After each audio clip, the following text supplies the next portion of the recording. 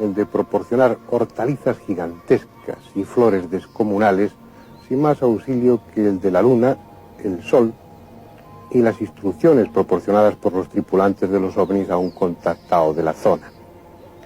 Suena increíble, pero el asunto fue tan evidente, tan rotundo, que los medios de comunicación del país no tuvieron más remedio que ocuparse de ello, y las hortalizas gigantes del Valle de las Siete Luminarias se hicieron célebres en su tiempo. Esta técnica de cultivo puede aliviar el hambre de medio mundo. Sin embargo, no fue recibida con entusiasmo, sino todo lo contrario. Acosado por las autoridades y por las multinacionales agrícolas, que pensaban que ese sistema podía poner en riesgo el equilibrio del mercado, nuestro protagonista tuvo que interrumpir su trabajo e incluso estuvo temporalmente encarcelado. Hoy tenemos el privilegio de sostener una entrevista con un personaje absolutamente insólito. El señor Óscar Arredondo, vecino de Valle de Santiago, astroarqueólogo, y él mismo se autodenomina como cabalista.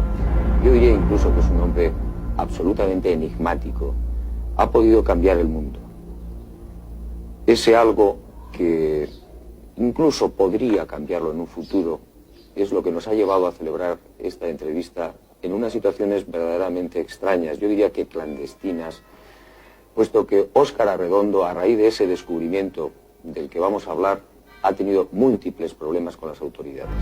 Nos lleva a celebrar, repito, esta entrevista en un lugar que está en el Valle de Santiago, pero que no podemos revelar.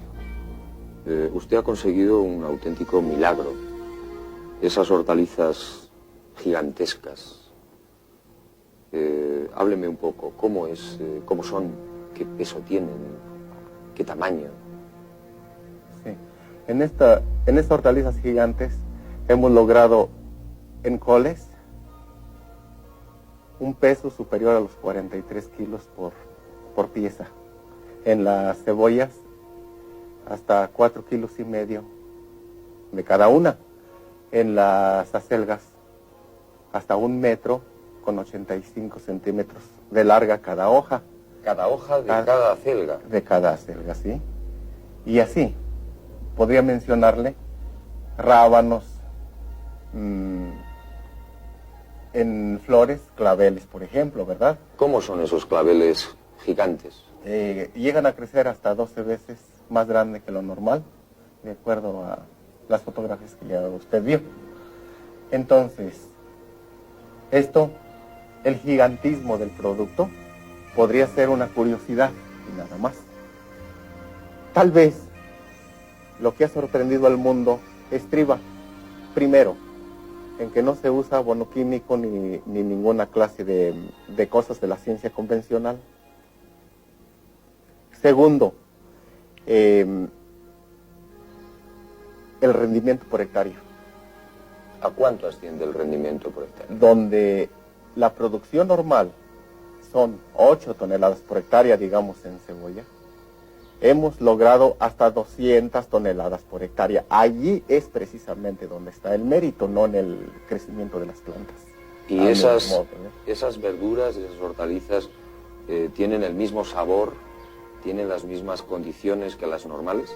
A la opinión de la cocinera del campo de Tangaznec, en el estado de Tamaulipas, donde fuimos a hacer una demostración, son más blanditas de cocerse, son de mejor sabor y se cultivan en el tiempo que una verdura normal.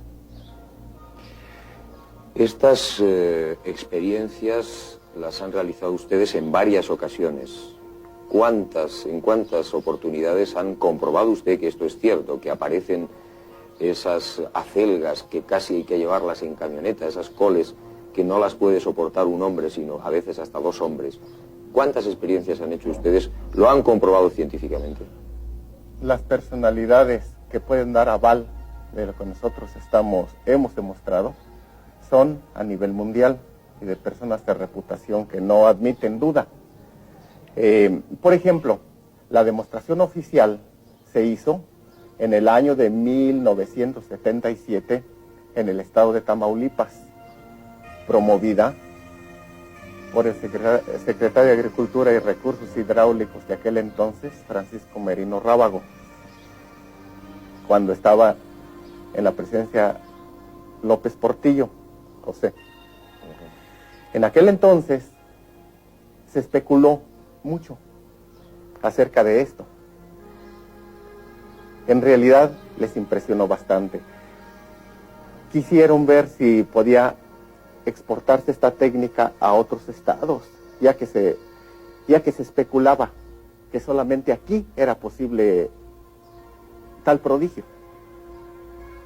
Porque decían que quizás era la influencia de los volcanes, de esta topografía extraterrestre que tenemos en este lugar tan enigmático, tan misterioso y tan alucinante. Otros decían que había sido un platillo volador el que se había posado en singular terreno y al haber dejado energetizado el campo, solamente allí se producía esto.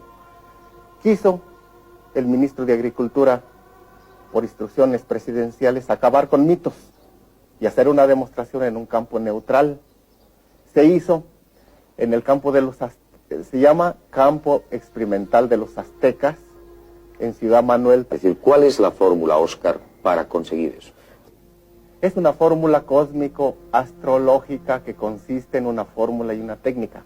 Una fórmula para energetizar la semilla y una técnica para sembrar de acuerdo a la ubicación cósmica astrológica afín al producto que se va a sembrar. Por ejemplo, una cebolla. ¿Cómo se hace técnicamente para conseguir una cebolla de 4, de 5, de 6 kilos? La cebolla corresponde a la rama de los tubérculos vegetales que se reproducen por bulbos. Al decir la fórmula de la cebolla, estoy diciendo de la fórmula de todo lo que se reproduce por camotes. Se energetiza el producto con el sol hasta darle un punto de energetización exacta. Es decir, se deja la semilla al sol. ¿Cuántos días? ¿Cuánto tiempo? Depende de la calidad de la semilla, depende de la intensidad del sol, hasta que agarre cierta consistencia, cierto color. ¿Qué color? Por ejemplo, en tubérculos podría ser un color verde. Muy bien, ya hemos conseguido el color verde. ¿Qué hacemos ahora? Inmediatamente ya tenemos el color. Si sembráramos sin técnica esa semilla, obtendríamos una cebolla de unos 3 veces más del peso normal, pero ahora vamos a sembrarla con la técnica cósmico-astrológica. Se siembra el producto del momento en que el sol nace hasta el momento que esté en el cenit únicamente. Ahí se suspende la siembra. Solo en esos momentos. Solo en esos momentos se puede sembrar la semilla de la cebolla, por ejemplo. Por ejemplo, se siembra la semilla y es muy importante que en 3 días no se meta riego al terreno por esta cuestión. ¿Cualquier tipo de terreno es bueno? Cualquier tipo de terreno fértil en cualquier lugar del mundo es factible para que esto proceda, igual que procedió en Tamaulipas. Entonces, proseguimos. Ya sembrada la semilla, si se le metiera riego inmediatamente, la energía solar escaparía de la semilla. Entonces, hay que dejar que los rayos terrestres impregnen el producto por 3 días, para que lo hagan compatible al lugar donde se sembró. A los 3 días se mete riego y aquella semilla parece que hace explosión, dando volumen y rendimiento por hectárea en la forma que ha quedado demostrado. Eso es. Bueno, Óscar, vamos a ver si tenemos esos resultados, si hay esa producción extraordinaria que podría aliviar a la humanidad. ¿Por qué tantos problemas? ¿Por qué se han detenido las investigaciones? ¿Por qué ha tenido usted tantos problemas? Incluso creo que ha estado en prisión. Le contesto esta pregunta con otra. ¿Qué pasaría si a estas alturas resultara un sustituto del petróleo, por ejemplo? Hay mucha inversión, hay muchos intereses criados. Como no se usa abono químico, las transnacionales se verían perjudicadas en la quiebra. Como hay mucha sobreproducción por el rendimiento por hectárea, sabemos que hay que quemar miles de toneladas de productos agrícolas, avícolas marítimos para que la balanza de los precios esté estable. Esa es la razón por la que esto está frenado.